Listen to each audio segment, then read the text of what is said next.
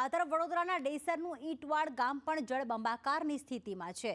ઈંટવાડ ગામમાં જ્યાં જુઓ ત્યાં પાણી જ પાણી છે। ભારે વરસાદના કારણે ખેતરો જળમગ્ન બન્યા। મહીસાગર નદીનું રૌદ્ર સ્વરૂપ જોવા મળ્યું તો કડાણા ડેમમાંથી પાણી છોડાતા પાણીની આવક થઈ છે।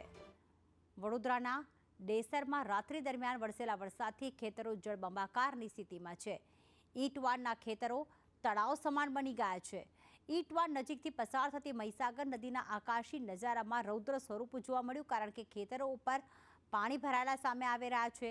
2 કલાકની અંદર 43 મિલીમીટર વરસાદ નોંધાયો હતો તો કડાણા ડેમના 10 દરવાજા 2.43 મીટર ખોલવામાં આવ્યા છે। કડાણા ડેમમાં અવિરત પાણીની આવક છે 1,38,877 ક્યુસેક, જ્યારે કડાણા ડેમમાંથી સવારે 6 વાગે 1,52,400 ક્યુસેક પાણી મહીસાગર નદીમાં છોડાયું અને એના પાણી ખેતરોમાં ફરી વળ્યા છે। નદી કિનારાના ગામોને સાવધ રહેવા તંત્રએ જણાવ્યું।